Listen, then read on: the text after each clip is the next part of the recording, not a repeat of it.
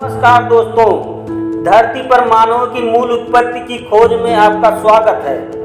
दोस्तों, समय के साथ मानवता की कहानी में सहनशीलता, विकास और खोज का सफर हमेशा रहा है। सब कुछ लाखों वर्ष पहले शुरू हुआ, हमारे सबसे प्राचीन पूर्वजों के उदय से। लेकिन आधुनिक मानव कैसे बने, आइए जानते हैं। दोस्तों, अरबों साल पहले पृथ्वी बहुत अलग थी। जीवन की यात्रा सादा से सरल जीवों से शुरू हुई और समय के साथ विकसित होकर आज की अद्भुत विविधता का मार्ग खोला।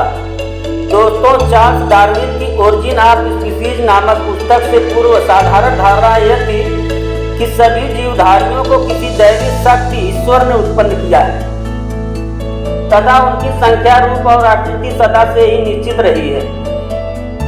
दोस्तों, परंतु उक्त पुस्तक के प्रकाशन सन 1859 के पश्चात विकासवाद ने इस धारणा का स्थान ग्रहण कर लिया और फिर अन्य जंतुओं की भांति मनुष्य के लिए भी यह प्रश्न साधारणतया पूछा जाने लगा कि उसका विकास कब और कैसे हुआ और तथा किस जंतु या जंतु समूह से हुआ।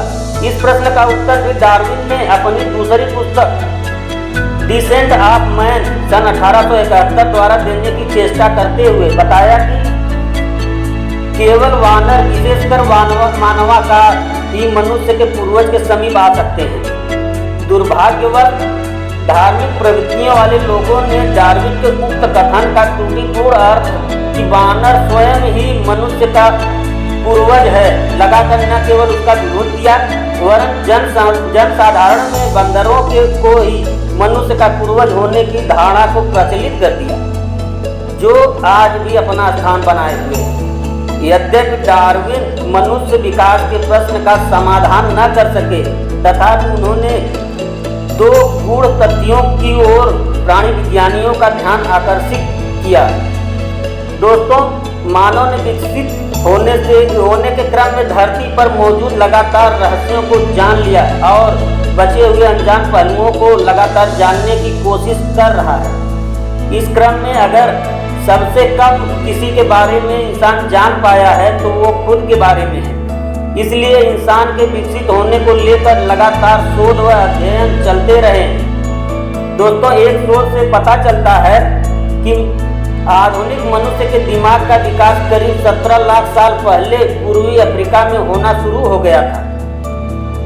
उस दौर में अफ्रीका में रहने वाले आदि मानवों ने पत्थर को औजार के तौर पर इस्तेमाल करना शुरू कर दिया था।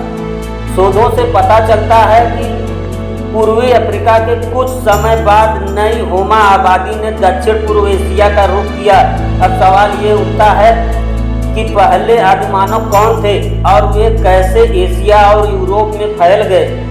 पिछले 10 लाख साल के मानव इतिहास के अध्ययन से पता चलता है कि मनुष्य की 4 प्रजातियां थी। इनमें आधुनिक मानव यानी होमो सेपियंस, होमो निएंडरथैलेसिस, हमारी एक पैतृक प्रजाति होमो हीडलबर्गेंसिस और होमो इरेक्टस शामिल थे। दोस्तों, कौन थे ये धरती के आदि मानव? वैज्ञानिकों का मानना है कि अफ्रीका में विकसित हुआ होमो इरेक्टस पहले आदि मानव थे। वैज्ञानिकों के मुताबिक आधुनिक मानव करीब 2 लाख साल पहले अफ्रीका में हुए थे। उनसे ही होमो इरेक्टस विकसित हुए। इसका लैटिन में मतलब ईमानदार आदमी होता है। दोस्तों, होमो इरेक्टस मानव की वह विलुप्त प्रजाति है। ये प्रजाति 19 लाख साल पहले से लेकर 1.35 लाख साल पहले के बीच धरती पर रहती थी। दोस्तों, सबसे पहले किसने छोड़ा अफ्रीका?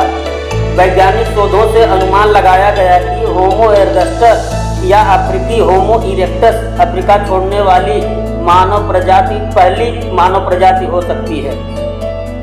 जीवात्म अवशेषों से पता चलता है कि इस प्रजाति ने 17.5 लाख साल पहले दक्षिण यूरेशिया में अपनी सीमाओं का विस्तार किया था।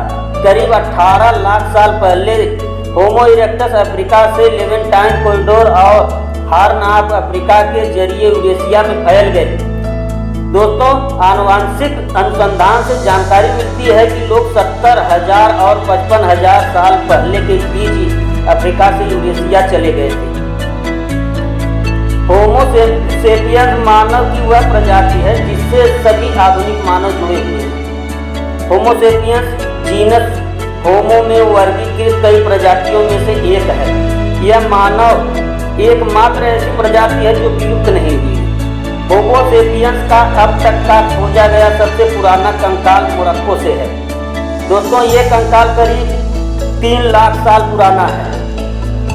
वैज्ञानिकों के मुताबिक ये कंकाल हमारे पूर्वज निएंडरथल और डेनिसोवन समेत मानव परिवार के अन्य सदस्यों के साथ ही रहा होगा।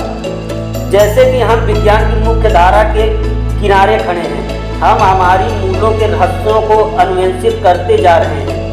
जेनेटिक अनुसंधान में उन्नतियों से लेकर अंतरिक्ष की नई अवलोकनों तक हमारा पास मानवता के अतीत को समझने का सफर और भी रोचक हो रहा है। दोस्तों, अंत में मानव की उत्पत्ति की कहानी हमारी सहनशीलता, अनुकूलता और हम सभी को जोड़ने वाली साक्षी इतिहास का प्रमाण है।